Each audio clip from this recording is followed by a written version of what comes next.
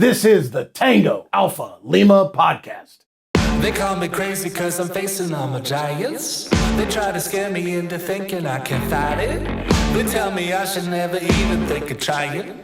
But that's just me, I'm gonna live out in defiance.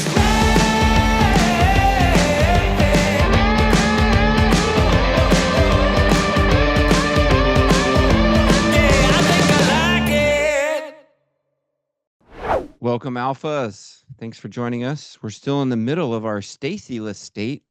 That's actually used to be the Texas Panhandle, but now it's in between Colorado, Oklahoma, and Texas. That's the Stacy-less state. So it's just going to be me and Joe hanging out again this week. But we have a great show for you today. Akshay Nanavati is our guest today, and he's going to share a philosophy he calls Fearvana. The idea that fear, stress, and anxiety are not your enemy and can instead be transformed into your greatest allies for success. We'll talk with him about how he's used this philosophy to overcome addiction and PTSD and how he'll use it, and check this out, in November as he makes a 1,700-mile solo trek across Antarctica. Cannot wait to talk to Akshay. It's going to be a real treat. Yeah, and that's and by the way, I got an update. Stacy's actually now in Egypt trying to reintroduce genetically enhanced pterodactyls back into the ecosystem. So I didn't. She's moved out of the Stacy-less state. She's out of the Stacy-less state now. Yeah, I think she got there last night. She shot a text over with a picture of a genetically enhanced pterodactyl. I'm not going to lie, I'm a little nervous about where this is going to end up. That are excited if pterodactyls come back into the ecosystem. My son will be one. You're gonna have to be really careful and carry an umbrella because their pee is silent. Well, you're gonna have to just keep a real tight look on your little dogs out there because. All right. To something serious though. So this week is the anniversary of September 11th. Many Americans in Legion Post organize and attend remembrance ceremonies around the country to remember, reflect, honor, and mourn those lost. In 2012, I did a bicycle trip across the U.S. I was the doc for the trip, and we broke up into 3 different teams to make sure that we biked all the way across the U.S. to the Twin Towers, the memorial, and so it was a very, very tough week there where each team took depending on how bad the terrain was, a 100 to 200 mile section, and then you had to drive the rest of it. So we get down near the very end, and I'm not complaining because I'm the corpsman and I'm making sure that all the riders have all the water they could possibly need, and doing store runs was just not in the schedule. We were running so tight. And so I had not had a bottle of water for about 12 hours, and which is awful. And they surprised me with a hand crank bike that they borrowed from somebody to do the last like 20 miles in. And I was so dehydrated, I would have let a fish sit in my mouth just to drink the water off of it. I was the thirstiest I've ever been in my entire life. But partially due to how tired I was, it kind of reminds me when they drop Lee Greenwood on you at the end of your basic training. I was so emotionally drained. By the time I got across that bridge and we got close to the memorial, I was a mess. I mean, I was just completely. Oh, I can only imagine. It just tore me apart, and I felt more connected to to these people than ever before. So. And that's just my little thing that I did. But, others choose to honor you rode across the country to do that? It was a section of people on bicycles, and I drove behind, as the corpsman in case somebody got hurt, and dehydrated myself. Wow. So I was gonna ask you if you had been to the memorial, because as anybody who knows who's been there, it's so incredibly powerful. And my story has a presence. I mean, it really has a presence. There's a feeling there. So my story was in 2016. So what was that? That's like 15 years after it happened. Was the first opportunity that I had to go.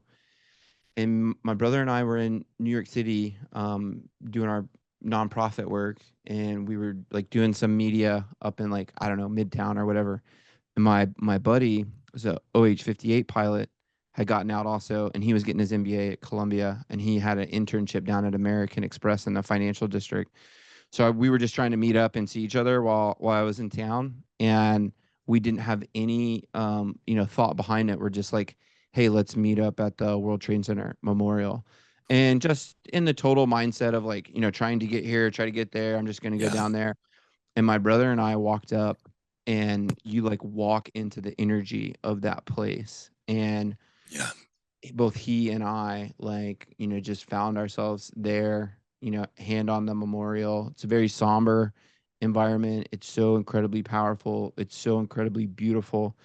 Seeing the water like fall down, like the buildings are in a state of, perpetual falling.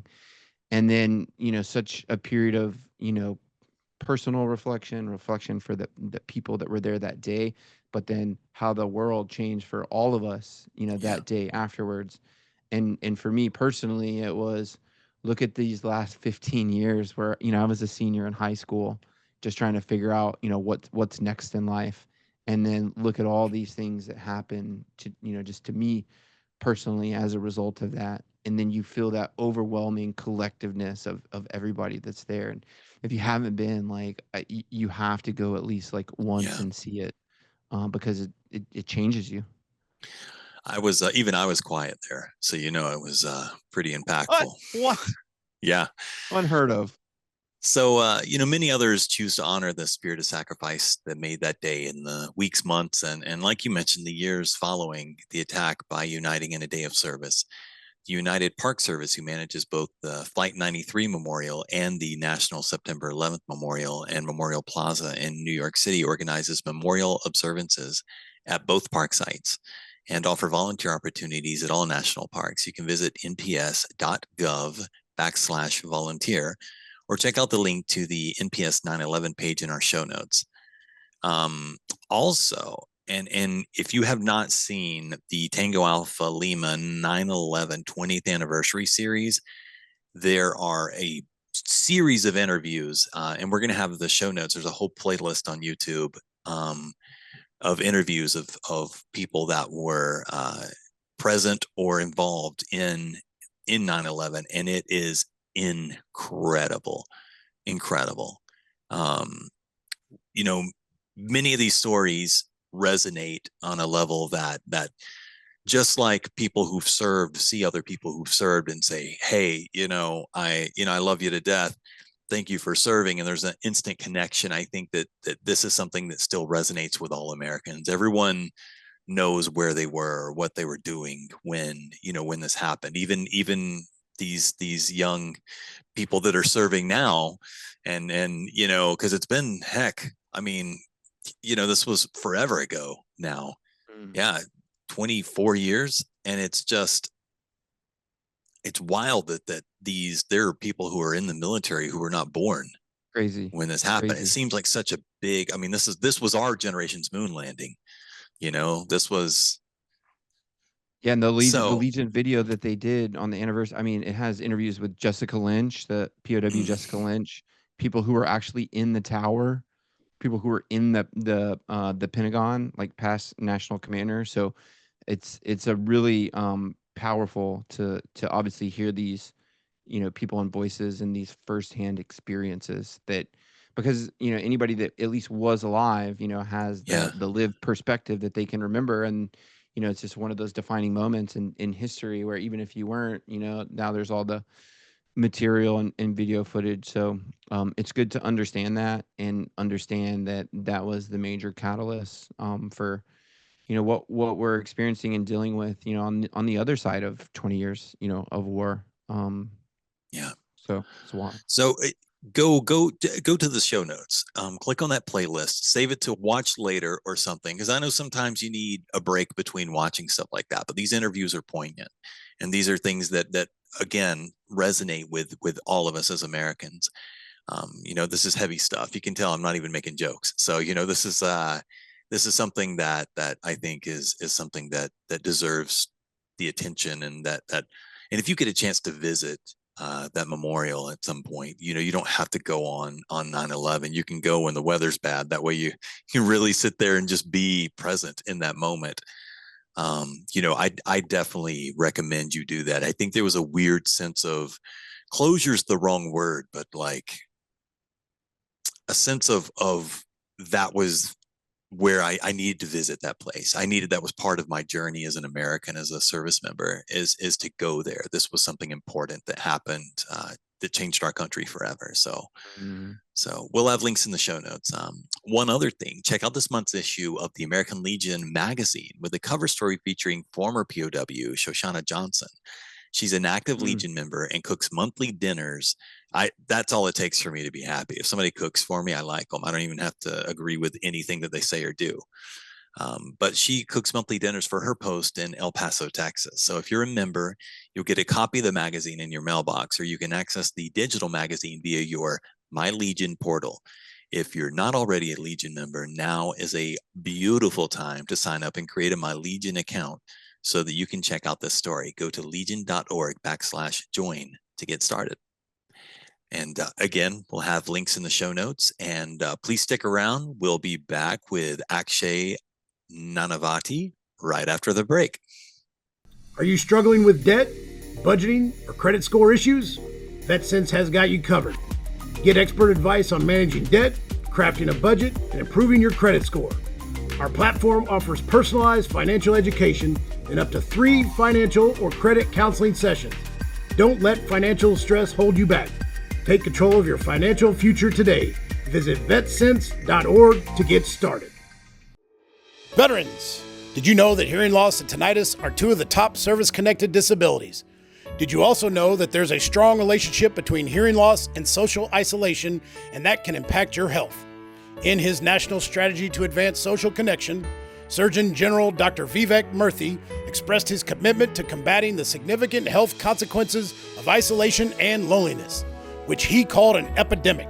Strong connections can help mitigate the many potential negative health effects of hearing loss. The Heroes with Hearing Loss program, provided by Hamilton Captel, supports veterans facing the challenges of hearing loss by sharing solutions that keep us connected. One of those solutions is Caption Telephone, which allows veterans to listen and read what is said over the phone, making it easier than ever to connect with those who matter most.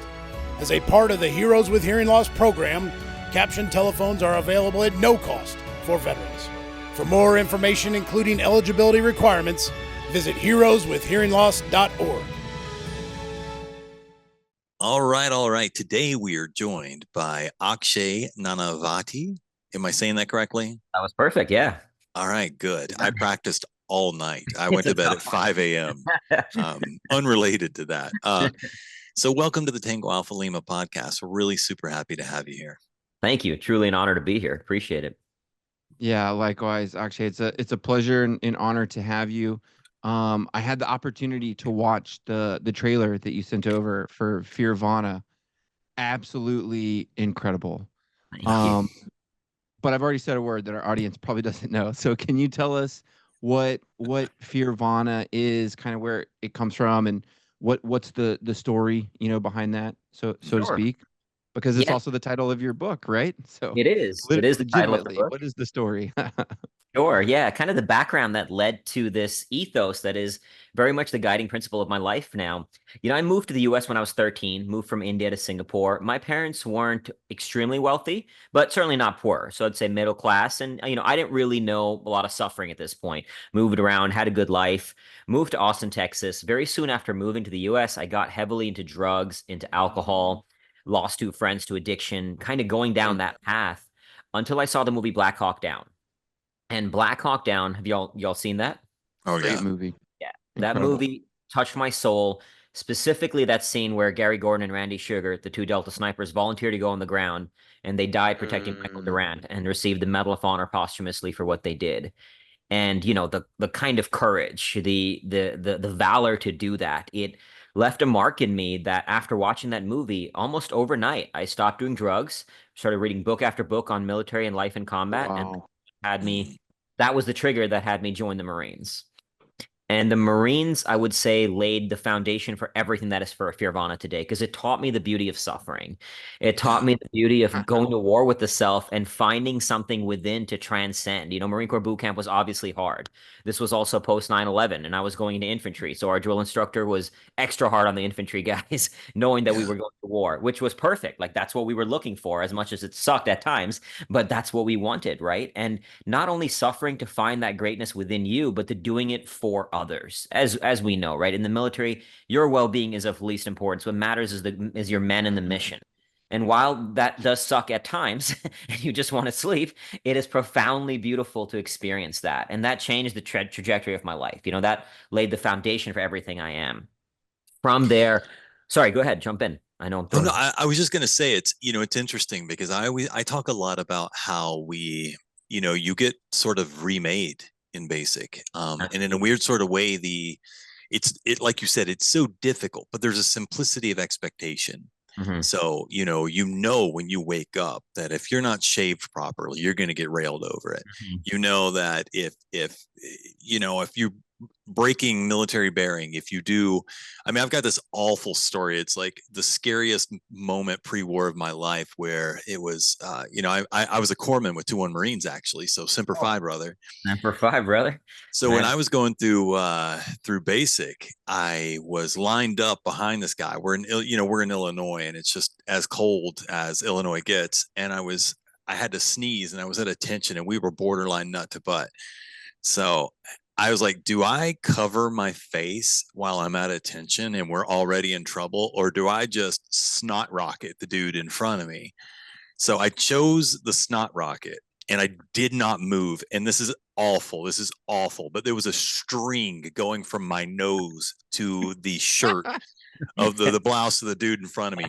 And I see PR2 Brown in my periphery sprinting from 100 yards away. And I'm like, he is going to drop kick me. And I get it. Like, I'm not even mad about it. He's gonna drop kick me. And dude How runs, dare and you sneeze in formation? well, there was How no dare winning. you, Joe Worley? But that's basic. There's no winning. The whole goal is they're just Exactly. waiting for an There's no winning. excuse. So he Exactly. runs, he gets like 10 foot away from me, and I'm like, oh, he's gonna absolutely donkey kick me. And he just runs up and says, outstanding effing military bearing, Worley. As my heart is going Because 160 you told beats me per to, second. drill sergeant. That's why. So Well, I owed that guy I mean, a clean blouse after that, but but this is I mean, military and veterans and a lot of our listeners can understand this. Most of being in the service and going through the struggle, but it's like most of the world is like resistance to this, is like counterculture to yeah, a life of like ease and comfort and entertainment on the couch. And why would I seek out struggle? Why would I put myself in harm's way? But you're talking about so that you can transcend yourself. it's Yeah. beautiful.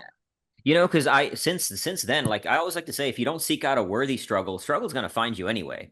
You're going Mhm. to suffer in life one way or the other. And as I've learned through multiple, lifetimes worth of experience, the struggle that's worth seeking out, worthy of who you are and who you want to be, and it's different for everybody. Yeah, Mine is polar exploration at this point, right? Training for this expedition across Antarctica, which I'm sure we'll get into.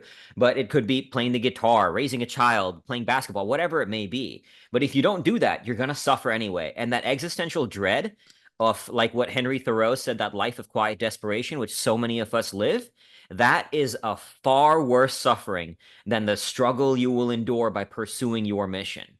And so after the Marines, I started looking for other ways to suffer, to struggle. I used yeah, to be terrified of everything. So I confronted my fears. I was scared of heights. So I went rock climbing, skydiving, mountain climbing. I was scared of tight spaces. So I went caving, cave diving, scared of open water, scuba diving, systematically yeah, confront all of them. And that led me eventually, after that was then deployed to Iraq in 07 as an infantry Marine, struggled after the war, lost a yeah, brother in the war, lost a few junior Marines to suicide. We know obviously how prevalent that is, and struggled a lot, came back drinking, was diagnosed with PTSD by the VA. Depression, was one morning on the verge of suicide myself after 5 days of binge drinking, about to slit my own wrists. And that was kind of the rock bottom moment in many ways that I needed to kind of Yeah. rise back up and climb the abyss, which led me to delving deep into neuroscience, psychology, spirituality, confronting my own demons. And that ultimately led me to then writing Fearvana, and the ethos of which is to kind of combat the demonization of fear and at a meta level, suffering as a whole. To say that suffering is not bad, fear is not bad, stress is not bad, even post-traumatic stress. I was diagnosed with post-traumatic stress disorder, but post-traumatic stress does not mean post-traumatic stress disorder. Those are two Yes. different things. Like when I started doing the research, like I was hypervigilant of loud noises when I came Mhm. back, struggled with crowds, struggled with survivor's guilt. And I was told these are symptoms of a disorder, but these are very normal human responses where I spent 7 months in a place where loud noises meant death. That's Yeah. not a disorder. That's a normal human response to war. And by reframing it, I was like, all right, I have post-traumatic stress, but that doesn't mean this is a disorder. I can turn this into something beautiful. So even my guilt, for an example, for a long time, what I did was I put a picture of my friend that I lost in the war up on my wall. And under it, I wrote the words, "This should have been you. Earn this life." Mm. And that became fuel that drove me to writing the book, to helping others navigate their own suffering, turn it into nirvana, turn it into bliss, and ultimately to who I am today, obviously sober, now pursuing something quite daunting that's never been done before. So, having spent my own share, I was first battle of Fallujah. I lost my left leg, September 17th, 2004. So having been through these stressful situations myself, I found that it isn't, it just like you said, it's so funny you put into words something that I try to express to people. And I feel like you did a better job of it, but it's not fear that's the problem. It's the control. So in fact, fear and post-traumatic stress has kept us alive as a human race. Absolutely. It's but when you get to a point where you have no control and you can no longer triage your threats, somebody popping a balloon at a birthday party, it takes you so long to get over that moment that you are not in control of yourself for 30 45 seconds until your heart rate comes back down. So it's you talk about embracing that and sort of stepping into that, and I love it because I personally think that my post-traumatic stress, now that I'm in a better place and I'm in a place to where that does for me is it makes sure that my doors are locked and that I'm not complacent, and that that I'm paying attention to the things around me and the people that are around me. But when I do those things right, I go to sleep and I'm fine. Yeah. I don't stay awake. I don't let these things control me, and I pray it stays that way. But as of right now, I see the usefulness of those things. So I my question to you is how did you find out about that fear being a benefit, a survival mechanism for you? How did you wake up one day in the midst of that fear and say, I'm going to weaponize this? Like, I'm going to use it because it can make me stronger. It can make me better. Like, Well, can you tell me a little bit about that? absolutely. After that rock bottom moment, and then when I started doing the research and assessing my own life, Yeah. everything worthwhile I had done, from joining the Marines, which terrified me. I wasn't very fit when I joined. I was kind of this buck up doing a lot of drugs right before that. So, but joining the Marines, to all these outdoor sports, to going to war, to serving in the Marines, like everything had terrified me. Yeah. And there was value to that. That's how I found something on the other side of it. So even then, confronting my own demons from the war, recognizing that, okay, look, this is normal. The way out is through.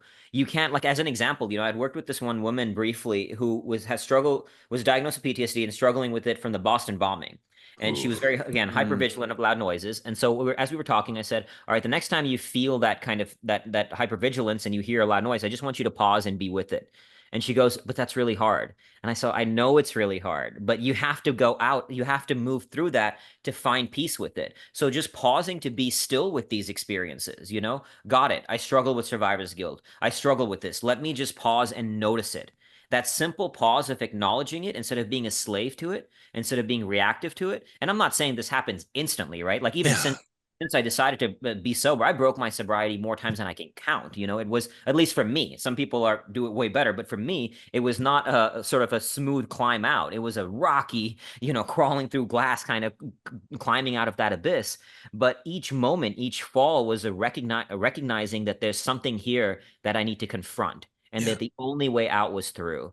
So experiencing it more fully, allowing myself to sit with the pain, and then taking it to an extreme level, like what I eventually did when last time I broke my sobriety, was I spent 7 days in a dark room. I spent 7 days sitting in a pitch dark room, 24/7. You know, you can't see your hand in front of you, darkness. So there's nothing to do, you know, and you're just sitting still with your mind. So when you do that, you're going to open doors within yourself that have rarely been opened. Yeah. And what out of those doors is shining rainbows. It's the darkest demons, right? And the beauty of that is you don't have to go to a darkness room, but you have to bring that all to the surface, because as Carl Jung said, and I think this most beautifully summarizes the essence of mental emotional mastery, he says, until you make the unconscious conscious, it will direct your life and you will call it fate. And I think that is the essence of what we say when we say do the work, right? That's what it is. You're making that unconscious conscious. So now you can face it. You can be with it. You can turn your demons into your allies.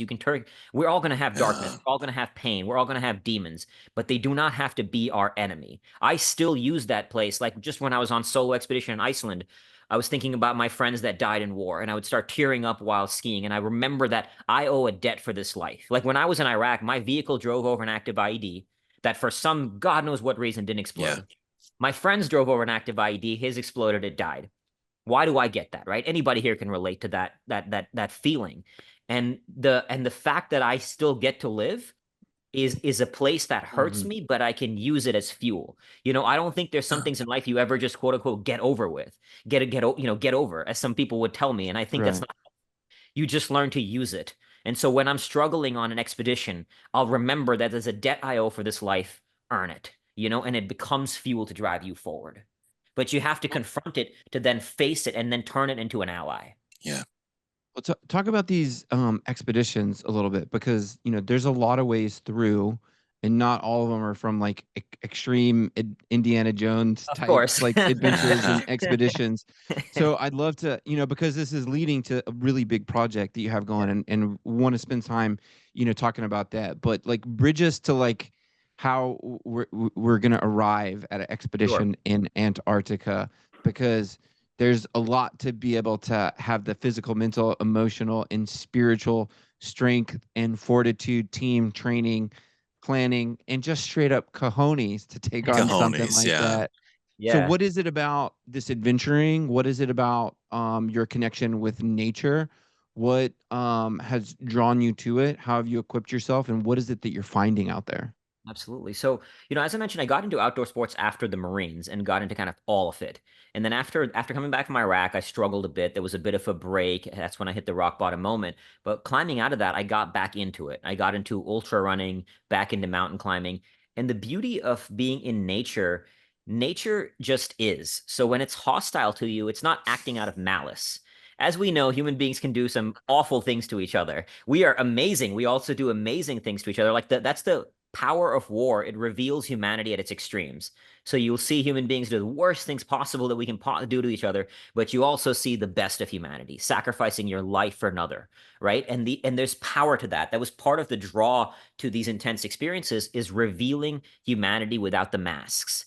When you're in such experience, there's no mask. There's just a purity, for better or for worse. And nature, though, unlike human beings, there's no intent, there's no malice. So it becomes a pure mirror for yourself in many ways, a mirror for who you are. And I loved that. I loved seeing who I could be, and ultimately even these experiences with others in nature. And also it's really an opportunity to kind of see and experience in a very spiritual way oneness. Oneness within, oneness with nature. Even in nature, it's kind of like what I call these experiences of oneness of all dualities. And what I mean by that is, in life, there's all these dualities: life and death, dark and light, ego and humility, masculine, feminine, right? All these dualities. And in nature, you can see them coexisting. For example, on the one hand, nature will humble the hell out of you. When I'm sitting in a polar storm, or sitting or being on a top of a mountain, and there's a 1,000-foot drop in front of you, you realize how small you are in that.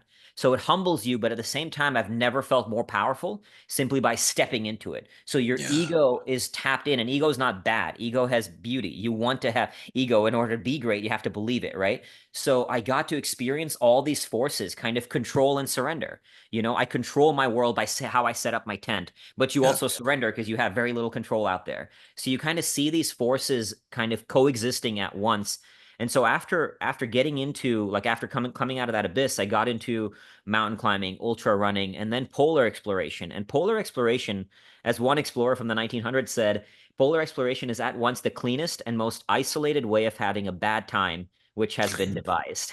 And and I could not agree more. So that's what drew me to it. It's not as dangerous as, let's say, Alex Honnold's free solo, which you might have seen, or mountain climbing, even, climbing Everest or things. It's not nearly as dangerous, but it's far more suffering because Mm. you are just skiing on flat white nothingness. Whereas when you go up and down a mountain, the views change. It's dynamic. The terrain changes. Yeah. The environment pushes you into flow because when I'm on a mountain, and I've experienced this, at 17,000 feet, thin ridge line, thousands of foot drop on each side, your mind's not wandering. You're right there in the moment. In Antarctica or on Greenland, where I'm heading to tomorrow for another expedition in Greenland, you're in skiing on flat white nothingness. So your mind wanders. And that's beautiful, but also a burden because when your mind wanders, 10 minutes can feel like a lifetime. Yeah. And you have to control that. You have to control that stillness of mind, right? So what drew me to polar travel was the intense amount of mental, physical, and emotional suffering it elicits in the experience, and ultimately not the suffering in and of itself, but what the suffering gives you access to. And that is the transcendence, right? You have to battle the dragon to find the treasure. And in my experience of having done a lot of things in life, there's no bigger dragons, at least in terms of voluntary suffering. This is suffering we get to seek out, right? Yeah. Completely separate from those who are thrust into the darkest corners of the globe. Mm. But in terms of voluntary suffering, there was nothing like it. And so I wanted to battle the biggest dragon I could find. And so after doing expeditions in Antarctica, where I lost 2 fingers to frostbite, I been skied across Greenland, been to the Arctic. I'm now aiming for the largest, kind of the biggest expedition in polar exploration, at least Antarctic exploration, that hasn't been done yet.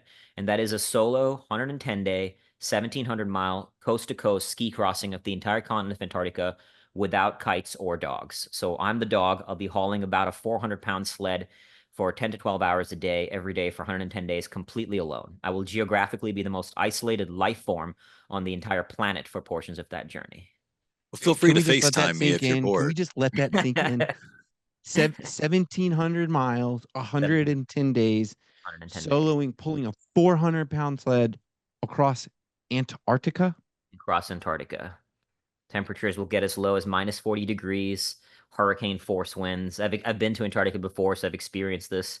It's unforgiving to So sit what with is it the mildly. process? What is the first of all, like, isn't there an Antarctic treaty? Did you have to like make some kind of NATO appeal to this? Like, how is first and foremost, how is that even Yeah. possible? There's a company called ALE, Antarctic Logistics and Expeditions. Their headquarters is in Salt Lake. So they are the company that manages logistics for adventurers in Antarctica. So essentially, as an adventurer, I go through them. They handle all the permits to navigate. I don't know exactly how the permitting works, but they take care of that. They also manage. They have a main base camp in Antarctica that they put up every season, a place called Union Glacier. So we fly from Punta Arenas, Chile, to Union Glacier, at which point they will then take me to the start point of the journey. But they have the planes, the staff at Union Glacier, and organize all the logistics. Antarctica is quite a logistically complex place to plan things because of how hostile and unforgiving it is. So they help manage all of that. So on my end, I want to ask you a question about, so for me, I had such a solid support system that there was always an underlying voice for me that said, you've got to take this guy who's been to war and this guy that's holding his 3-month-old daughter for the first time in a hospital, one person. I've got to make this work. I think that we learned, if there's one thing that we learned from these incredibly brave men and women who've served before us, is that isolating yourself from your experiences is not a peaceful way to live. And how people toughed through that and managed their relationships and their marriages and their families. The few that did it, seemingly seamlessly, had to have been under so much internal turmoil. But for me, I was always on that lookout for that moment, that something, because I knew I needed to make that one person happen. Once I really wrapped my head around everything I'd been through, 11 days before I got hurt, I lost most of my second squad. And I lived my entire life based around living for those guys, not just living, but like living as an action verb. And so, but it probably took me 2 years or so to wrap my head around that. So was there a single moment for you where you realized that you had something inside you that you could tap into? Or were you kind of like me, just sort of ricocheting into something that worked and going, oh, wait, and being quick enough to latch onto that? And then, of course, and you've mentioned this, I don't know if you've ever heard the song by 21 Pilots, Car Radio. It's like somebody steals his car radio and now he just sits in silence. And it's talking about the torture of that being in quiet isolation and not being able to distract yourself. You're going to live in this. And so, I want to know a little bit about how you got to a point where you realized that you had that internal fire that you needed to tap back into if you wanted to really live again. Yeah. Similar to you, it wasn't one moment. It was trying new things and then constantly. There was always a degree of doubt in everything I did. And can I do this? Who am I? Am I capable of it? But then when you push and you do it, you're like, all right, I didn't think I could do that. Now I did it. We can outwork our own beliefs until you get to a point. Like I always like to say, belief is built on the battlefield.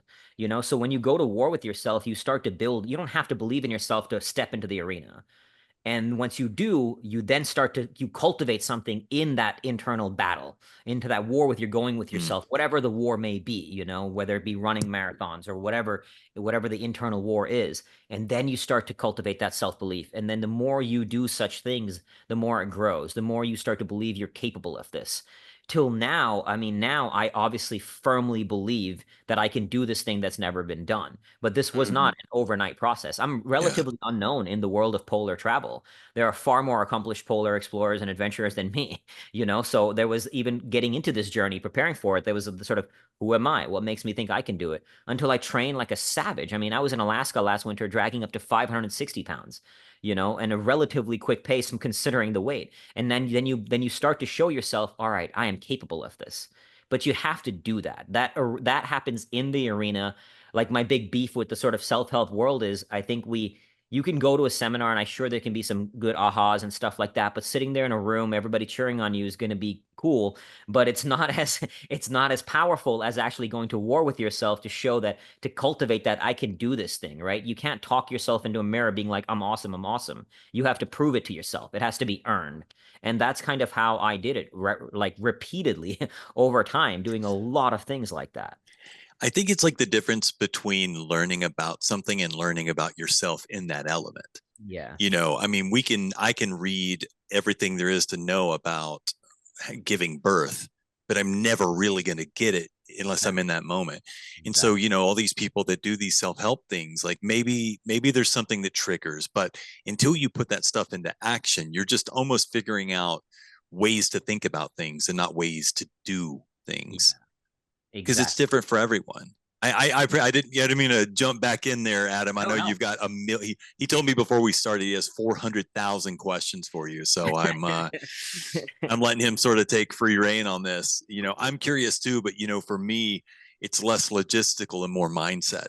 I'm so interested in that because for me, I spent 1.5 years in the hospital and I learned about me.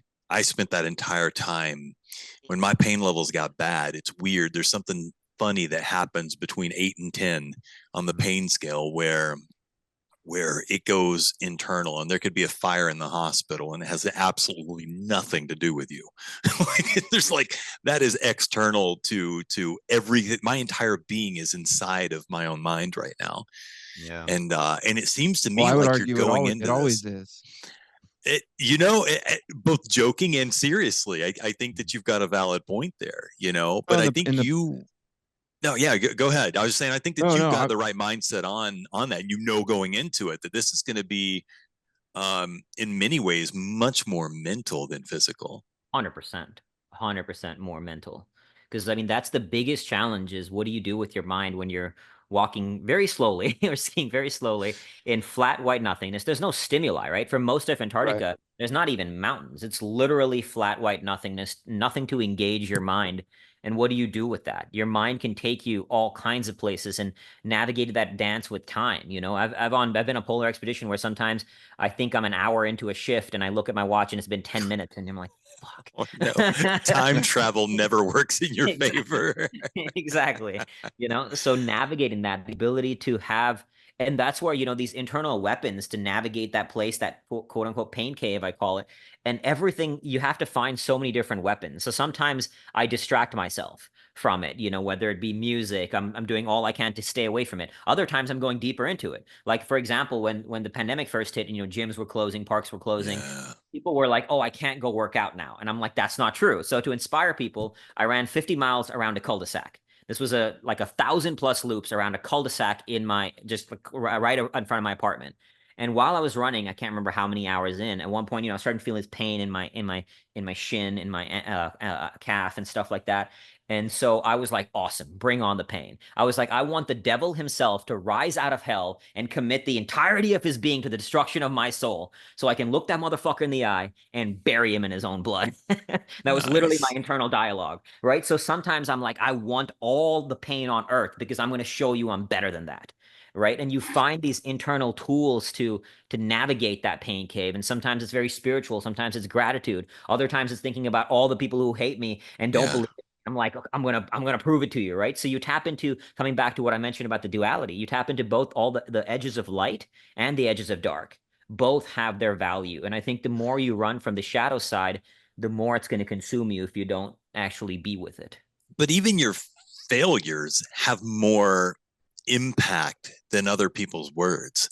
You know, if I decided I was going to, you know, bench press 500 pounds, my effort put into that, win or lose, failure has more impact than those people that are like, there's no way he's going to do that without steroids. You know what I mean? Or just, you know, you're jibber jabber, do your talking.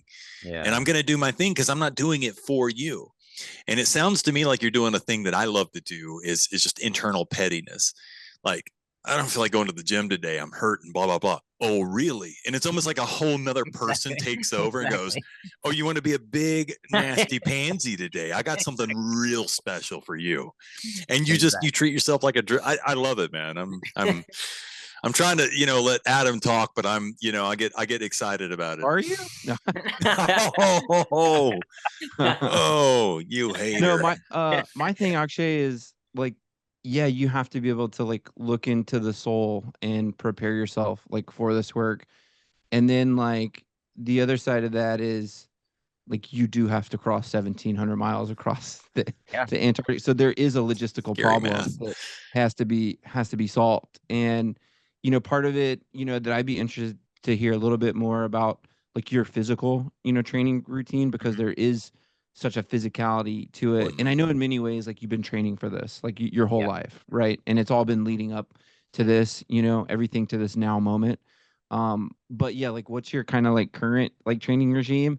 And then 400-pound sled. So like what equipment, you know, are you towing, and what is like kind of like a practical day? Is every day going to be on repeat for 110 straight, or what is it? Are you What gonna does that fatten kind of up look like? before you go? Or you? Yeah. So training for polar exploration is very unique because you have to train strength to be strong enough to pull that sled. You have to train endurance to do it for 10 to 12 hours a day. And you have to do it all while you're fat, because I'll be eating 6,600 calories a day out there, but I'll be burning about 8 to 10,000. How many? 6,600? 6,600 a day. But I'll be burning 8 to 10,000. So I'll lose about 40, 50 pounds, 40 at the minimum. What are you going to eat? What are you going to eat for 6,600 calories a day? So while I'm skiing, Starbucks. While skiing, my core diet is nuts and chocolates. And even this was a rigorous process of finding the most weight efficient nut and the most weight efficient chocolate. So we looked at, you know, because I need to get as many calories as possible to be as light as possible. So even that, we specifically chose a certain number of macros. Like we have 300 grams fat, 150 grams protein, 550 grams fat, 300 grams carbs, 150 grams proteins, because fats are 9 calories per gram, proteins and carbs Yeah. are 4, right? So we had made a fat heavy diet. So even now, before I leave for Greenland for a training expedition tomorrow, where I'll be doing a month-long crossing of the ice cap, and before expedition, I eat a keto diet to get my body fat adapted. So we're not just training hard, but we're training very smart as well to think through this. You know, how do I get my body fat adapted so it can handle a fat heavy diet? But and then dinners will be a freeze-dried meal with butter powder pre-mixed into it. And one of my good friends is a supplement formula designer, so he made a custom supplement for this Oh, expedition. wow. And it's a beast of a supplement. It's got so many different micronutrients and all kinds of good Yeah. stuff there. And because he could customize it, I could choose the exact number of protein, carbs, and fats I want on it. And even the carbs we have in there are highly advanced forms of carbohydrates called highly branched HBCDs. I forget what that stands for, but it's a highly advanced carb source. So it's a better carb source than most other carb sources. So all of this stuff has been thought out, you know, and training You can't for get it. out there and get scurvy or something. Like, exactly. Exactly. Yeah. Exactly. And to prepare physically, the core things I do, the main training is tire dragging. So I have a very Mm. heavy, very heavy truck tire that I drag. I live in Arizona, so right now it's like 115 degrees out there.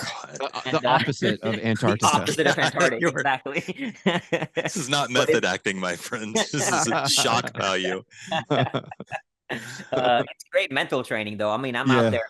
I'm going to go later today in the middle of the day, and when It's it's a different 130 extreme. Yeah. exactly. It teaches you again how to suffer, right? But dragging tires simulates the sled.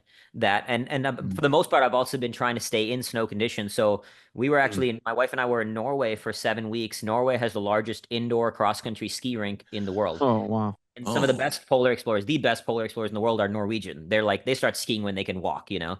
Those they're like Viking looking dudes. I'm a tiny little brown guy from India, so they're not we don't have a lot of me doing polar trips, you know. So my polar mentor and good friend who's a epic polar explorer, he was training me and teaching me, and I was learning how to ski better.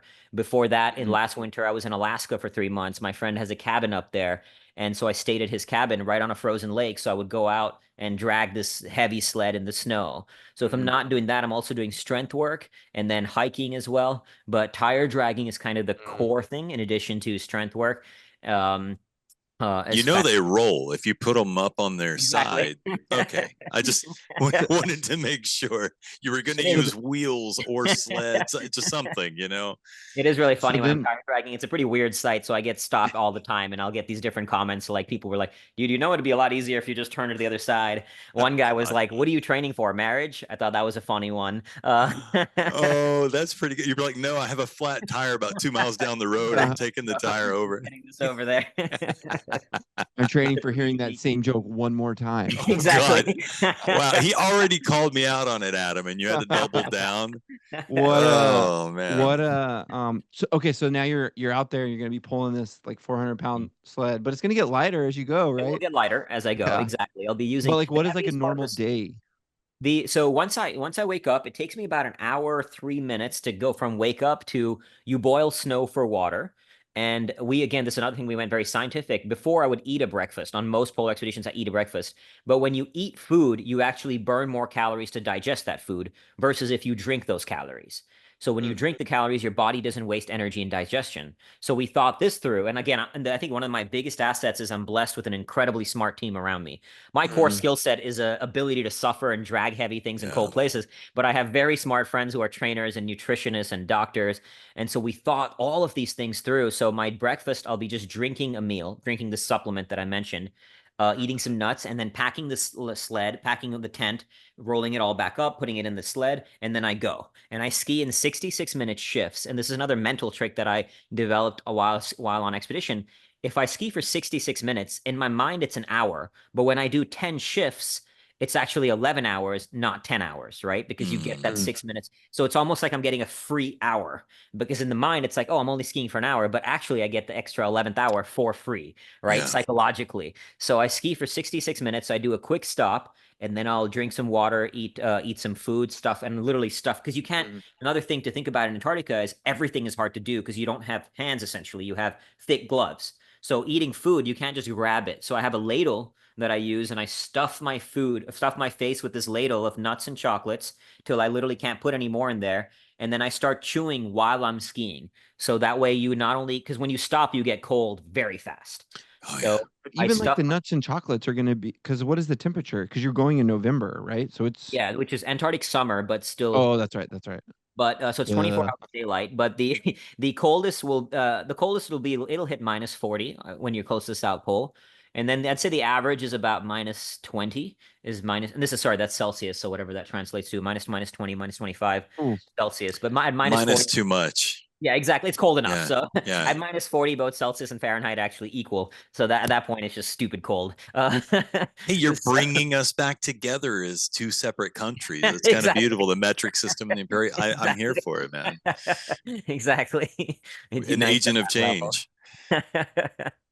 Yeah, so we'll get, that's at the South Pole, it'll get the coldest. On the edge of the continent, when I start, it'll be a little warmer. And actually, you don't want it too warm, because when it's too warm, it's brutal. Like I Oh actually, yeah. -25 Celsius is kind of the ideal temperatures. When it gets to -10, which is what, like 20 degrees or something Fahrenheit, it's warm and you're burning up, like, because you're doing so much work, right? Even in -25, -30 degrees Celsius, I'm skiing with only one base layer and a parka and one thing, only 2 layers. But you're doing so much work, you don't get cold. But when you do stop, as I said, you get cold very quickly. So after So doing about 11 shifts of this, I'll stop, set up the tent, boil snow, drink for water, eat my dinner, do any satellite phones I have to call ALE and check in, Mhm. and then yeah. get to bed as quickly as possible. The key things to pull this off is getting time on ice, getting time actually moving, and making sure I get enough sleep.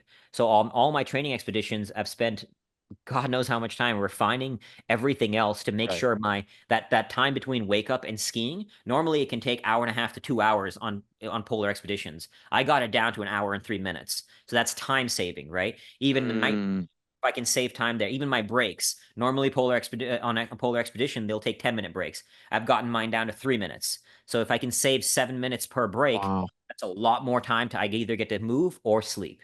And those are Yeah. the two key things I need to do. But you can't avoid the other things. Like, you can't avoid having to set up the tent, break down the Right. tent, boiling snow, things like that are necessity as well. Taking care How of do your you, human necessities as well. yeah, how do you anticipate you'll sleep I sleep. predominantly throughout? Like, You're I doing mean, so much obviously, work, yeah. so you're pretty knackered you're pretty Yeah. exhausted by the end of the day. That usually I do sleep pretty well on expedition. I use my down jacket as a pillow and a stuff sack, so I have a kind of nice pillow. The sleeping bag keeps you pretty warm. And Antarctica, kind of weirdly, sometimes it can get really hot in the tent because there's 24-hour sunlight. So the way the sun hits Huh. the tent, it can get pretty warm in the tent from time to time. But I generally sleep pretty well on expedition just because you're so tired. So how are you planning on your extremities? Because like obviously that's the big fear is taking care of your feet. Mm, This is what's going to keep you alive out there is taking care of your feet. So what is how does that work? How do you prep for that? How do you prepare yourself? The boots that I have are incredible. They are very toasty. Nice. I'm actually only in a very thin layer of sock. I don't even wear sort of thick wool socks because then I'm too warm and I start sweating. huh. So, because again, you're And doing so much sweating work. is like Sweating you is a want the balance. You want to ride that line where you're that's You have impressive, to be man. willing. You have to be willing to be a big mistake beginner polar adventurers make is when you first start, it's uncomfortable being cold, right? So you'll start warm. But if you start comfortable, you're going to sweat rapidly as soon as you start moving. So Mhm. when you start the day, you have to endure the cold, just kind of suck it up and endure it, because when you start moving, that's when you warm up. But if you start warm or comfortable, you will start sweating 100%. So And that can be deadly. Like that can be deadly because especially on very cold temperatures, if you start sweating on certain times, like when I'm climbing a glacier, because the South Pole is also not flat. It's at yeah. 9,500 feet, which many people don't think about. So I actually have to climb to get to what's called a polar plateau and then the South Pole. So that climb, you kind of can't avoid sweating, but thankfully it's a little warmer there. But if I'm sweating at -30 degrees, that's when you can get a huge problem. You can get hypothermia, right? Because you're now sweating and it's extremely cold. The Did fingers you are a little harder to take care of, but I've now yeah. Yeah. practiced a lot. This finger actually, so when I was in Antarctica 3 years ago, I got frostbite on these two fingers. This one, the right ring finger, it was black and had to be surgically removed. The left middle finger, it recovered fully. But once you get frostbite, you're always more prone to frostbite on those portions. So Mm. the left middle finger, even though it recovered after my last expedition in the Arctic 2 winters ago, it would feel cold faster than the rest of my fingers. So I actually went back to India where my family's at and had the finger preemptively removed. And it was quite an interesting story because I had to fight the doctors. The doctors were like, we can't ethically cut this off. In the US, nobody was going to cut it off. I even Yeah. tried the black finger, and it was really funny trying to make calls in here in Arizona. Like, so I have a frostbitten finger I need surgically removed. Can y'all help me with that? And they're like, To call a specialist in from the north, from Exactly. Canada. I ended up flying to India because it was quicker, cheaper to get it cut there and Jeez. have to deal with Oh, the wow. here. So even for this finger, we had to fight 3 doctors. And the thing that helped convince them was my mom being like, look, I need you to cut this finger off of my son. And so they were like, what kind of mom would say that unless there's Thanks, a really Mom. good reason?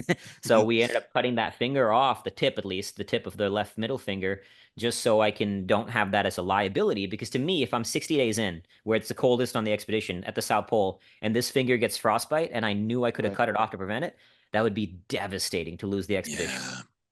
What about like rescue support? I mean, I imagine like maybe when you're over the South Pole, like that's the furthest that you are from any kind of like support. But and then you said you have the radio, so there's I will have a like there's satellite kind of phone.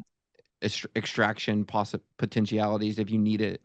Is So that why you didn't do the North Pole? Because you don't want people to say like he just hung out with Santa like the whole time. I mean, nobody's going to believe you didn't stop by at Polar least. bears drinking Coca-Cola, Yeah. hanging out on icebergs. I actually was supposed to do the North Pole last year, but it got canceled for logistical reasons. There's a whole mess with Elves that. got COVID is what it was. Exactly. Exactly. But in Antarctica, I will have a satellite phone. And so I'll be calling to check in with the ALE team at Union Glacier. And actually, the South Pole is an easier place to get to because there's a research station at South Pole. ALE also has a base camp at South Pole. So there's flights out of the South Pole. I wouldn't say regularly, but regularly by Antarctic standards, which is, again, Yeah. all relative. But so the South Pole is kind of it's an easy place to stop. It's the halfway mark. Even if I, let's say, do from the coast to the South Pole solo, there's probably like 5 people on Earth who've done that. So psychologically, Wow. you're kind of at the South Pole. You're like, I could easily, there's a hot shower right there, Oh, So that's gonna be it. the hard one, yeah. Exactly. So at the South Pole, I'm not planning on even pausing. Like I'll just move right through it because I don't want to psychologically get into a moment where I could even for a moment feel like, oh, I could just stop here and be done with this suck fest, So Brilliant. Are Yes. you my last sort of logistical question? I do have a normal question, but I do want to ask. I feel, and this is just me, Yeah. flipping that switch back and forth between being in mode and back to being, just the dude who, has a family and everything. I do not like the access that our warriors have to interacting with their people back home. I think it's bad for your brain to go back and forth that much. I liked the once or twice a week schedule that we were on, like every 3 or 4 days or something like that. Mental health has got to be a huge part of this. So how have you taken that into account, that if you call your wife every night, you're probably going to cry every night? I love that you said that, and I couldn't agree with you more. When you get out there, you have to shed civilization. Yeah. Right. That's why the first week is kind of the hardest because you've just come from my wife, a comfortable bed, nice hot food. Now you're adjusting to this harshness of this reality. But once you adapt, once you become one with Antarctica, you become one with that world, you have to become that beast. You have to become uncivilized. You have to become an animal. And Become to your point, uncivilized. I like that. you don't want to be calling home and thinking about, I mean, I will call and check on Yeah. once a week but not on a daily basis because you have to stay savage out there. There's one mission. Keep moving my ass, get 1,700 miles across the continent. That's it, right? And you have to adapt into that reality and you have to become a beast to where that is all that matters. Like fuck the comforts at home. They no Yeah. longer exist. That's not even like your body and mind has to adapt to this new world and say, there is no choice now. This is my reality. That's all there is. This is not a choice anymore, right? Once we've made the choice to step out there, there is no choice to get out of the tent. Even if it's howling winds, it's not a choice. You get your ass out the tent, you have one mission. And that requires being, I mean, very similar to going to war. You have to kind of adapt to being a different person, and in this case, I'm all alone. So there's no one to help me through those low times. I mean, of course, again, I'll check in from time to time. Yeah. But you have to be able to do that yourself. And so And she one knows this? Like she's aware that it's so important for you to be able to just be that savage, to be the abominable snowman out there. Like yeah, that's who you have to be. she's very supportive of my madness for sure. That's Yeah. beautiful, man. I'm very, very grateful. So and I've said, call, check in once a week for sure. And sometimes if I'm having a low moment, who knows? Like that we don't have a hard and fast rule. I might call and check in, but at the same time, like part of the beauty is the solitude. Part of the beauty why I'm going out there is that, and to navigate those moments alone. But I also have y'all seen the movie Castaway where Tom Yeah. Hanks talks to Wilson of volleyball? I have my own quote unquote Wilson. It's a little stuffed pillow with a laughing Buddha on it. A laughing Buddha because those are the two elements that are really like what you need to move through this journey. One Yeah. is humor. As you know, you have to have a sense of humor when Uh-huh. it gets tough. And two is kind of that journey for me is awakening that inner Buddhahood, that divinity we all have within, right? So it's Mhm. that Bodhi. Bodhi in Buddhism is short for Bodhisattva. It's a being who sacrificed nirvana to stay on earth, who help others who are suffering, which is a concept and an ethos I really resonate with. So I've named my little buddy Bodhi, and it's really wild how quickly you forget you're talking to a stuffed pillow. When I was Yeah. on an ice solo expedition in Iceland, 6 days in, I was cooking in the tent with Bodhi when we quote unquote chat. And then when I go in the tent to sleep, I bring Bodhi in, kind of chat, go to sleep. So this day on the 6th day, I forgot to bring him in, and I open my tent door, grab him from the vestibule, and I go, Bodhi, I'm so sorry I left you out there. I really didn't mean to. And only 6 days in, and I actually felt guilty. Like I left my puppy or something out there, and suddenly hit me. I was like, holy shit, I'm only 6 days in. I'm going to be freaking weird after 100 days. That's funny.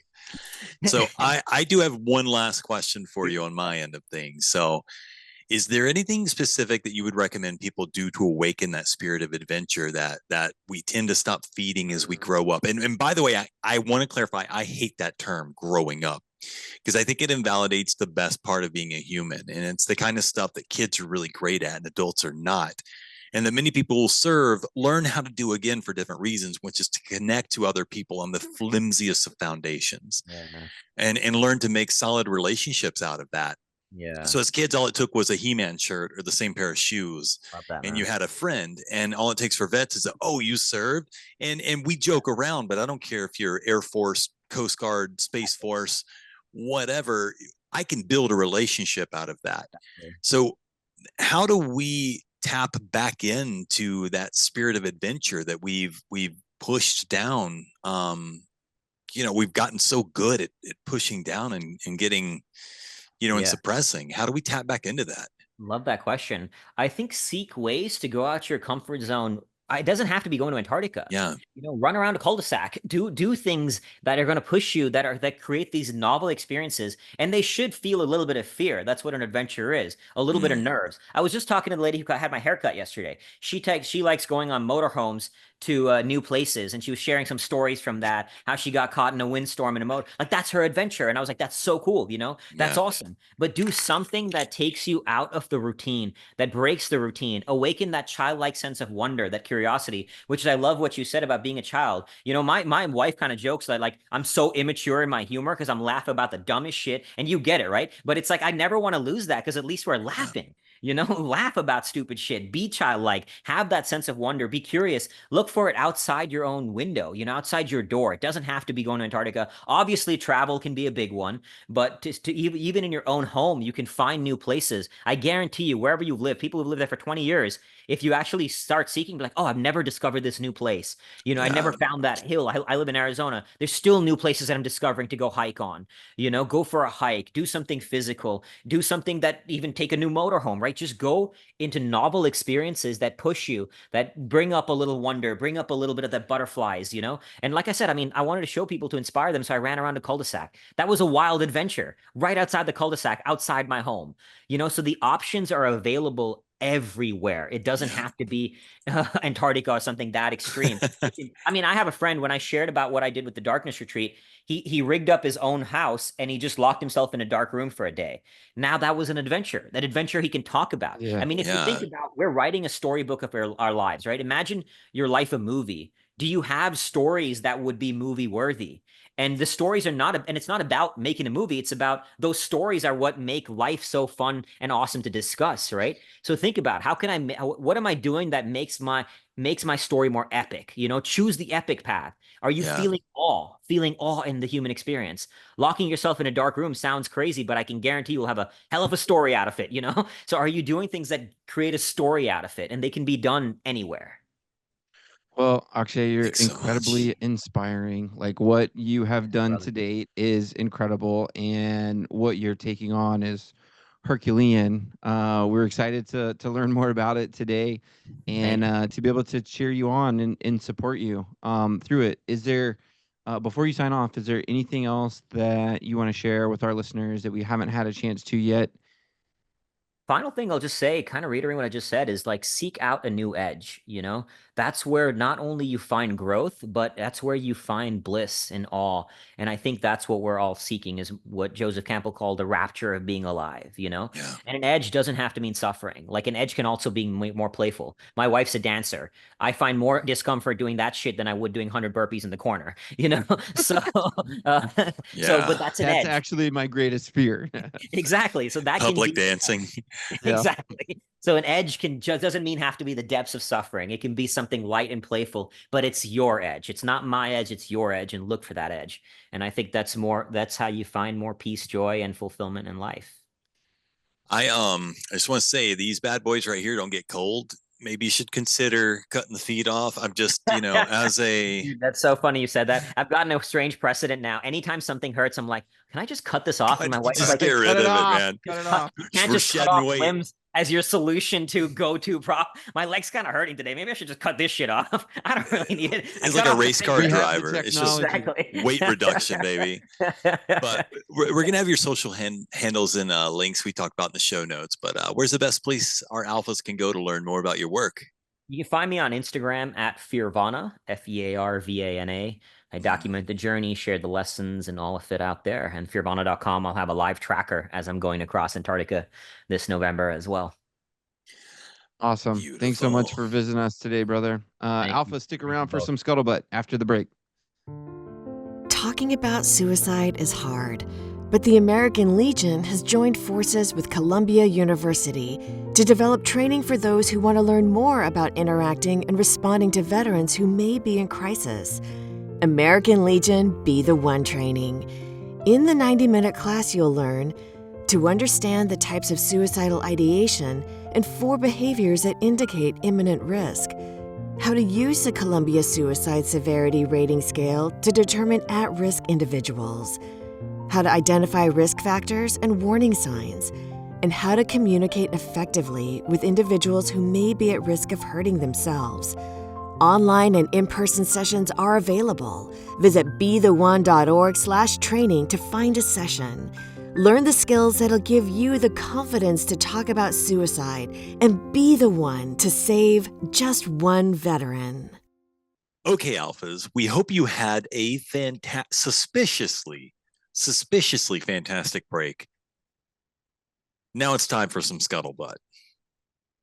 All right, Joe, we got one of your favorites, some news coming out of the VA. So workers with the Department of Veteran Affairs made mistakes costing $100 million when reviewing veteran claims for full disability connected to injuries and illnesses from military service. A new report from the agency's Inspector General concluded. So about 75% of the claims for a 100% disability rating that auditors reviewed between May 2022 and April 2023 were improperly processed, resulting in overpayments and underpayments, according to the July report. So both. Wait. Nope. We're stopping right there, dude. How do you do both? Oh, God. I would like anybody who is listening right now to visually look at my face. I'm so tired. How are you doing both, VA? Please. Well, because if they just did one or the other, it could be a little bit suspicious. But we're messing up equally all across the board. So this is a This is an equitable mistakes were made. These I findings didn't were the know that focus. the big green weenie was two-headed. These findings were the focus of a House hearing that looked at ways to improve education and training for processes to review and render decisions on disability claims. The errors were the result of processors failing to follow VA policies and procedures for deciding compensation in complex claims for full disability according to the findings. So the processes were in place, they were just not adhered to. That's how, Joe. Representative Chris Pappas, Democratic out of New Hampshire, said the VA has onboarded thousands of processors seemingly overnight in response to the PACT Act. Even the most robust system would be strained, Papa said. Claims processors need the training and support from managers under increasing production quotas. Elizabeth Kurta, Director of Education, Workforce, and Income Security Issues at the Government Accountability Office, said the large volume of disability claims that veterans are filing can have an impact on the quality of the claim review. What do you think? Okay, my issue with this is how consistently and like this was funny initially, and it's like less funny to me now because it's so consistent that the VA issues only stem from paying out, never getting their own money back. How fast were they when old boy that we talked about the other week who put in for his PACT Act and they realized that he owed them money and they're already getting the money back from him? That took what? Like, they made a decision and within 2 months they're already docking his pay. How is it that mistakes only happen when it hurts veterans? Like, I say that because, and I've tried to be patient with this, and I've tried to give the VA credit when they're due. Again, I've mentioned this before. They're processing claims. I know they're overloaded by the PACT Act. I just don't like this one-sided mistake. It always seems like anytime something bad happens, they always get their money for it. It's like the IRS. I'm sorry. I'm good. I wanted to just get that out, that it's very frustrating because in the side of this that gets me upset is that there are people who are living paycheck to paycheck. Nobody who's on VA disability is just dumping thousands of dollars into the stock market every week. Like, we're living, and that's what it takes for us to live. It hasn't jumped up this year the way that it did, 2 years ago when we needed another jump like that. Things are tight. Food costs 30% more. This kind of stuff really, really breaks families. This is bad stuff, man. Well, I think even in the last 6 months, like how many stories have we covered about something like this? And yeah, there's wonderful things that come out of the VA, but to consistently have stories like this, well, I mean, that's a systemic issue, and they're also one of the most well funded, most funded agencies that we have. So in order for there to be systemic issues, and look, what are we talking about here? So what was like the reasoning given was that there's like a lot more claims from the PACT Act. This is not new news. No, and they This is what the knew. bill was about. Yeah. Like, hey, let's make sure that we, get the claims for these people that have not had the ability to receive what they're entitled to, what they've earned, through these experiences. So it's a reactionary, force, missing, not following procedures, and like this is like bush league. And we're talking about the care and welfare of our veterans that defend the nation. Like, we demand better. We demand better in the Department Yeah. of Defense. We demand better in our training and everything we did to go and serve this country. And we demand better care and better processes, better systems, and better people. And And that's I why know we it's get so upset about this information. overpayment and underpayment. So obviously people are ending up with money, but that's scary because they will take it back with no warning. They will take that money straight out of your paycheck. So if somebody's getting paid an extra $200, $300 a month, they're using that to pay off their credit card or whatever. And then all of a sudden they're like, oh, by the way, we've been overpaying you $200, $300. We're going to take that back over 3 months at 10% of what we're paying you anyway. Like, they always get their money back as soon as they want it. What are they doing with that money? It's not like they need it immediately. Like, they don't ever make this stuff easy on the veteran, even when there are mistakes. Because, it's people. It's a lot of people all working towards the same thing. There's going to be mistakes made. I just know that if this was a business, people would blame the leadership. And I feel like we're not allowed leadership to do and that. Leadership and accountability. And leaders hold people accountable. And people with the right leaders hold themselves accountable. And so I don't know, like, where there's smoke, there's fire. If there's consistent systemic, issues where oversight, neglect, mismanagement, fraud, waste, abuse is happening, then it's a clear problem with like leadership and accountability. And like, that needs to change. All the consequences fall on the innocent. And that's not fair. I'm sorry. Go ahead. We'll continue to report. Hey, look, we love hearing good news stories out of the VA. Yeah. Like, we're not just like attacking this, but we have to be fair and impartial, and we also need to call to light that these things continue to happen. And so, if we can't be a voice for that, then who can? And so, if you're listening to this, and this is not all the VA. I've got a prosthetics near me that is fantastic. I've got my physical therapy people at the Atlanta hospital. Fantastic. I've had no issues with those people. So let me be clear when I say this just comes down to people. In my mind, I'm imagining people living, some of our veterans that are living paycheck to paycheck being the ones that are hardest hit by this. If they pulled $1,000 out of my paycheck one month, I wouldn't lose my home, but there are veterans out there who would. And that's what I don't like. And that's so it's not all of the VA. The VA is huge. And most of it is really has their heart in it and is trying their best.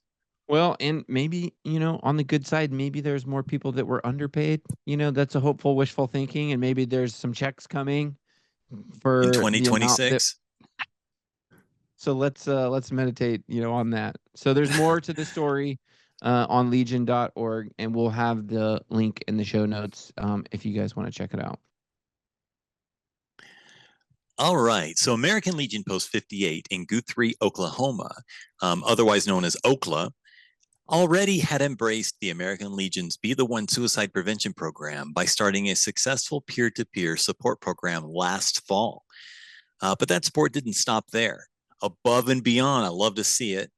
It's now going to use gaming to provide a place for veterans struggling mentally to gather and find camaraderie and support. And I've been saying this since I first got involved with PC gaming myself, that a lot of veterans are playing games now and stuff like that. And it's a community in the gaming community and the veteran community. When you mesh those two together, it's a really good outreach thing. And I have to say, a lot of posts have stepped up and do that. Well, on July 10th, Post 58 debuted to the public its Bunker 58 esports grand opening, drawing more than 100 Legion family members, other veterans, and members of the community to the event. Working with Regiment Gaming, who I am a member of, I love Regiment, the nation's largest veteran and community gaming, military gaming community and custom PC builder, Paradox Customs, the Post installed 4 gaming stations. So George Schaefer, chairman of Post 58's Bunker 58 Esports Committee, said the response to the grand opening was overwhelming. How cool is that to be overwhelmed with like positive support over something that, because this is like new ground for a lot of people. The American Legion is doing a fantastic job of reaching out to our age veterans and getting them involved and handing leadership to people that are, young men and women that are ready for it, and embracing all these new things like what you guys are doing with, it's like, to me, seeing this progressive outlook of being like, hey, we have some evidence this stuff works and we're willing to invest to see where it goes. I love it. I love it. It's like the opposite of the VA, where they have to have hard data. With us, it's like, hey, this seems like it's working. Let's put put some meat on this cow and see what happens with it. I No, love it. It's really cool. And I know like esports is different than, kind of like a PS5 or Xbox like Fortnite, but my son's 11 and he absolutely loves that. And like if you take the time to sit and yes, you're playing video games and I get that and you need to, you know, healthy amounts, like limit that. But to see him engage and like, talk through his, his community and his peer group, and man, he's like a little general. Like navigating the map, like 3D spatial awareness. And so, Oh just yeah. having been a pilot and flown and knowing all that skill set and how it translates. And if you don't look into it deep enough, you can see that like you're missing on some real cool skills that are actually transferable in community building. And then with everything that you're saying, it's like if my local post now is going to incorporate anything in the gaming world, then the likelihood of my son and or his peers like coming in or being excited are Yes. significantly greater because that's what he loves to do. So Yeah. I think this is really cool. I think more posts should be thinking about this because at the end of the day, it's really about what are the things that the younger generation is excited about. How can we bridge that gap through these kind of experiences? And the byproduct of that is there's a lot of great things that can come from that when, kind of stewarded the right way. And and they really, like, I know me personally, I love seeing other people play video games, and that's not something that most people Yeah, would like they have. got it all over YouTube, right? Like that's the I thing. watch Watch people Twitch. watch a gaming channel. Yeah. I know, and Right. it's funny, and so it gets people involved. Like, I think it's awesome watching these little pros play games. It's multi-generational. It brings people together from all over the place. Plus, I don't care who you are. If you've been a part of a post and you've wondered what was going to happen in the next 20 years at that post, and all of a sudden you've got something like this happening, it's got to warm your heart to know that all that love and investment you've put into not just this building, but this community, all of a sudden you're overwhelmed with like, and I don't know, George, I don't know his age. I don't know, um, much about this other than to know, I know that when you're a member of an American Legion and you're one of these core people that are trying to get stuff done and you see something like this pop off, it's got to feel incredible. So Schaefer, who also serves as post chaplain, heads up Post 58's peer-to-peer or P2P support program, which brings in vets from the community to talk about any issues they may be dealing with, regardless of whether or not they're members of the post. He believes the success of that program helped pave the way to the instant success of Bunker 58, which is also a cool name. And he believes the post gaming program can provide a similar sense of community and support. He says, so much of my time was me operating as a chaplain during our grand opening. We had veterans telling me about multiple suicide attempts. More than one pulled me to the side talking about how difficult it's been during their transition from the military. And some of these guys are becoming members. There's a Rutger Kipling who wrote If the the Jungle Book, and one of the Oh, quotes. okay, Jungle Book. Yeah, and but I'm speaking specifically of a quote from the book. I heard recently a young lady speak who lost her father in Afghanistan in 2011 and read the quote out. But basically, what it is, it says something along the lines of the strength of the pack is the wolf, and the strength of the wolf is the pack. Mm-hmm. And in the military, they treat us like a pack. We learn how to do that, and then we get out and we don't have that pack anymore. But we also don't want to be the weak link to bring the pack down. And so sometimes we walk. Sometimes we go through these really hard things, and we just hold on, and don't allow ourselves to connect with people again. I think that's dangerous. But here we are. We've got this guy who's gaining membership through doing the right thing, whether or not it gets the memberships. It shows people what kind of people are at Post 58 that are a member of the American Legion. So he says, for me, our post represents to be the one just for that one day. This is a program that's going to continue, that's going to grow. Schaefer said that the idea of a gaming area at the post to what Bunker 58 has become is humbling. It's humbling that our post would hear our vision out. It's humbling that our post would financially support it. It's humbling to know that I could reach out to the CEO of a major veterans organization and he's going to reach right back out to me. It's been so powerful, and we've connected with a lot of people through Regiment. And Regiment on Discord is a blast. It's just raw. It's people goofing around, joking, playing games, treating each other like crap in a way that only brothers and sisters can. It's just so the banter, it's there. Like there's so much of a community. But they've connected with a lot of people through Regiment, and their end goal is to do everything that we can to eliminate veteran suicide.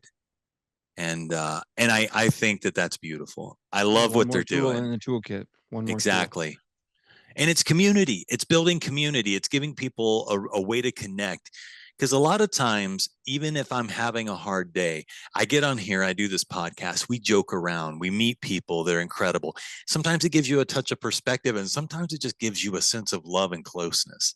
The relationship that we have as dudes on our mandate here, hanging out, having dude time or whatever, like, the bro down. But we honestly, I'm not calling it a mandate. I was just seeing if I could sneak it in. I'm dictating, no mandates. All right. Well, you'll have to correct me periodically because I'm going to try and sneak it in again.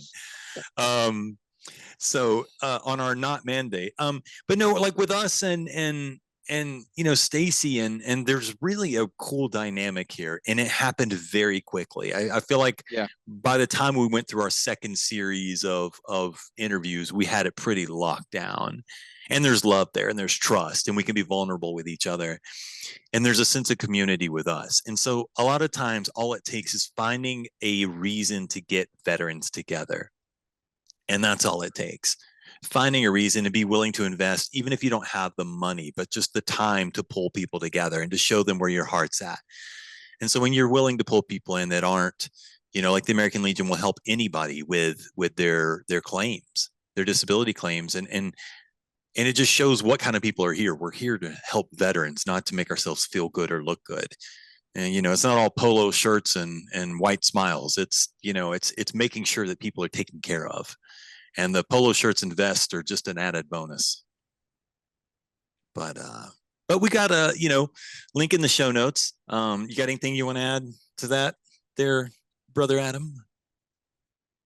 No, I mean, I think you pontificated, on that so well. Extensively. You said a lot of wonderful things, and I would just maybe just kind of summarize and saying, I hope the alphas, really take it to heart. And I know, like, even at our own post level, it's like these stories are so great to be able to localize it. It doesn't have to be an esports bunker, right? It's like, what is your authentic expression? Like, what is the thing that you've been wanting to do, or that you feel is in alignment with, something that's interesting that would bridge a gap between maybe generations? Maybe you don't even have to bridge generations. The point is, like, there's something inside your head right now that you're like, you know what? I think I'm going to bring this up at the next meeting. I think I've been looking for that thing to maybe bring a little bit more, to the group and the community. You don't have to have it all figured out. And I think what you find and what keeps us all coming back to this is, as soon as you kind of bring that idea to the group, it's no longer just yours. It's the communities, and it gets legs and it gets wheels, and it really starts, rolling from there. So I would just say, like, this is permission for you to dream and to take action, because you don't have to have it all figured out. You just have to take that next step. And, it doesn't have to be expensive gaming PCs. You may not have access to doing something like that, but you know what? I bet there are veterans out there that would love to learn how to play guitar. And you can get involved doing something like that for a couple $100. Yeah, man, slapping the bass. And or the bass if you're into fishing, whatever. I don't know. Is that how you fish? Bass. Do you slap them? Anyway. Slap the bass. Sorry. Slap that bass. And on that note. All right. Not again, Joe. We're sending in the clowns. We'll fix it in post. We'll fix it in post. All right, Alphas. So thank you guys so much for listening. You can subscribe to our podcast, our newsletter, and send us mail and guest recommendations at legion.org/Tango Alpha Lima. And don't forget to rate and review our podcast. And I would also like to reinforce, please jump in the show notes and go check out our 9/11 series. It's really honestly it's some really, really poignant stuff that I think, again, still resonates with all of us. And Stacy, we're hoping will be back. She's still doing Is she coming back? I'm just assuming she will. She said she went to get milk. I think it was milk and cigarettes, and she will be back very quickly. She said just any time now. So Milk and cigarettes. I'm not leaving this window. I mean, we're just gonna see what happens with it. But we'll see you next week. We'll see you next week. Yeah,